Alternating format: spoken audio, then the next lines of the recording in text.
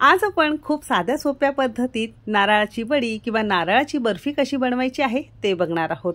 पहिल्यांदा जरी बनवत असाल किंवा नारळाची वडी बनवताना तुमची चुकत असेल, व्यवस्थित त्याचा गोळा होत नाही, अशा छान वड्या होत नाही किंवा ती जान मौसूत होत नाही, हे सगळं होत नसेल तर व्हिडिओ अगदी शेवटपर्यंत नक्की पहा। खाताना अगदी जिभेवर विरघळते आणि अगदी पेढ्यासारखी चव येते। लहानांपासून अगदी आजी आजोबा सुद्धा या वड्यांना अगदी सहज खातील आणि महिनाभर व्यवस्थित टिकून राहते। चला तर मग वेळ न घालवता रेसिपीला सुरुवात करूया। नारळाची वडी किंवा बर्फी बनवण्यासाठी इथे आपण एक मध्यम आकाराचा नारळ घेतलेला आहे। नारळाचे 2 भाग करून घ्यायचेत आणि याला तुकड्यांमध्ये आपण चिरून घेणार आहोत। असे तुकडे करून झाल्यानंतर बटाट्याच्या सालनीने आपण याची सालं काढून घेणार आहोत। वड्या छान पांढऱ्या शुभ्र आणि मौसूत होण्यासाठी फक्त आपल्याला हा पांढरा भाग घ्यायचा आहे। असा हा पांढरा भाग करून घेतल्यानंतर रफली आपण याचे तुकडे करून घेणार आहोत। आता इतक्या नारळाचे इतकी कापं आपण तयार केलेली आहे। आता ही सालं काढून घेतलेल्या नारळाची कापं थोडी थोडी मिक्सरच्या भांड्यामध्ये काढून घेणार आहोत आणि मिक्सरला आपण हे फिरवून घेणार आहोत। तर अगदी पारंपरिक पद्धतीत विळीवर जसं आपण ओलं खोबरं खोवून घेतो, अगदी तसंच हे मिक्सरमध्ये आपण करून घेतलेलं आहे। अगदी 5-6 मिनिटात तुम्हाला अख्ख्या नारळाचा असा क्रश तयार करता येईल। तर नारळाची बर्फी किंवा वडी बनवण्यासाठी असा हा बेस आपला तयार झालाय। असं हे तयार झालं की अगदी 10-12 मिनिटात तुम्हाला वड्या तयार करता येतील। वड्या बनवण्यासाठी घेतलेली सगळी जिन्नस या वाटीने आपल्याला मोजून घ्यायचंय, म्हणजे वड्या बनवताना तुमच्या बिलकुल चुकणार नाही। नारळाची चव अगदी हलक्या हलक्या हाताने आपण असं दाबून घेतलेलं आहे आणि या वाटीने आपण 2 वाटी भरून असा हा नारळ खोवलेला घेतलेला आहे। घरातली कोणतीही एखादी वाटी किंवा पेल्याचं तुम्हाला प्रमाण घ्यायचं आहे। आता 2 वाटी हलकं दाबलेलं आपण ओल्या खोबऱ्यासाठी 1 वाटी भरून आपण इथे साखर घेतलेली आहे। इतकी साखर अगदी परफेक्ट आहे।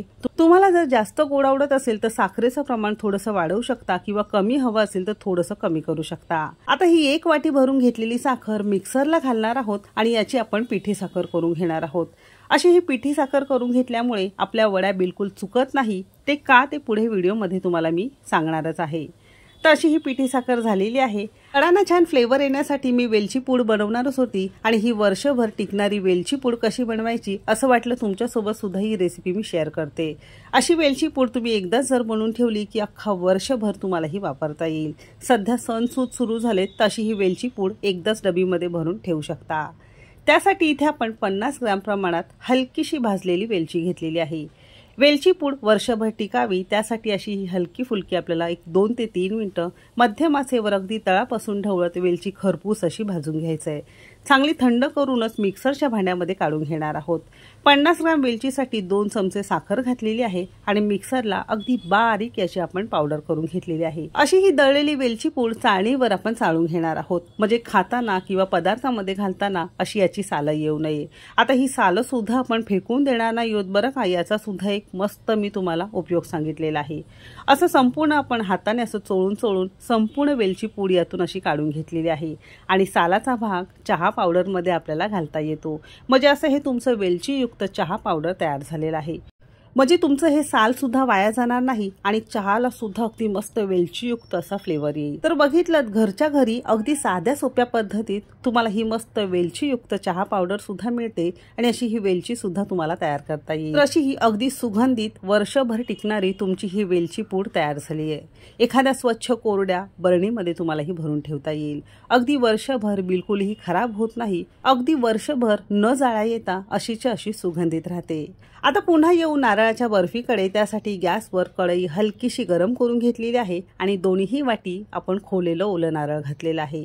अगदी मंद आचेवर 1-2 मिनिटं थोडंसं सुकेपर्यंत आपण याला छान परतून घेणार आहोत।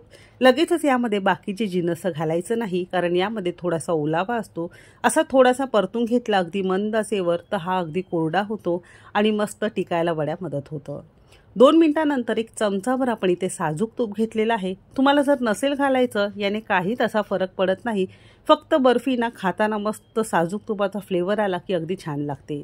साजूक तूप घातल्यानंतर पुन्हा आपण 2 ते 3 मिनिटं अगदी मंद आचेवर अगदी तळापासून ढवळत नारळामधलं पाणी सुकवत असं छान परतून घेणार आहोत।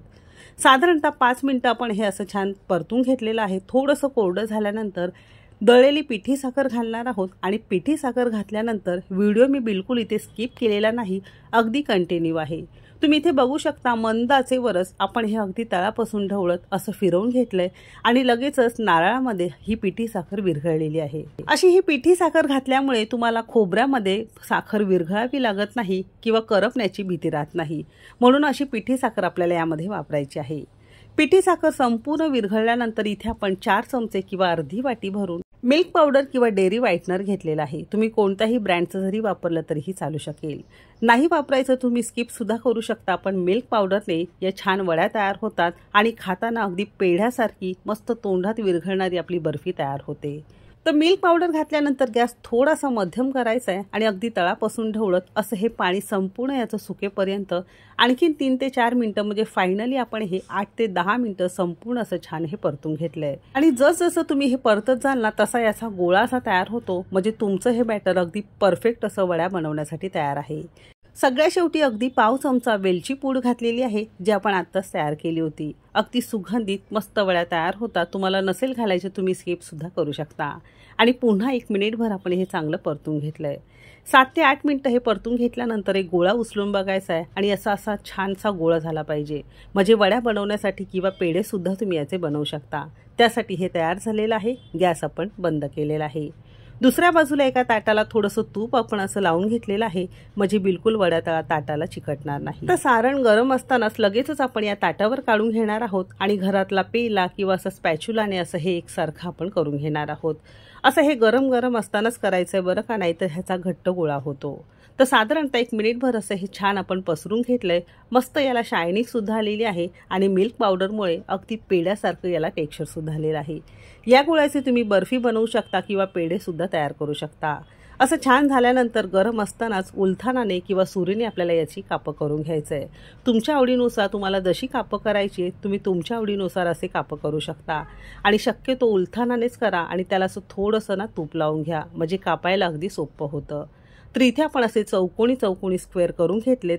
आवडीनुसार थोडासा सुकामेवा तुम्ही यावर भुरभुरू शकता, म्हणजे दिसायलाही अगदी छान दिसतं। असं छान झाल्यानंतर एक फ्रीजमध्ये अर्धा तासासाठी आपण ठेवून दिलेलं आहे। संपूर्ण थंड झाल्यानंतरच याच्या वड्या आपण कापून घेणार आहोत। बिलकुल गरम असताना करायचं नाही, नाहीतर वड्या बिलकुल निघणार नाही।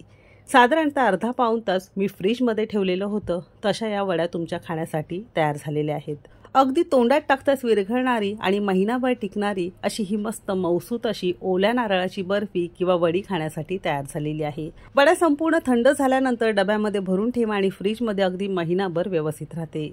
अगदी तोंडात टाकताच विरघळणारी आणि मस्त पेढ्याच्या चवीची ही बर्फी तुम्ही सुद्धा एकदा नक्की ट्राय करा। आणि आपण घेतलेल्या जिन्नसात साधारणतः 550 ते 600 ग्राम वड्या आपल्या तयार होतात।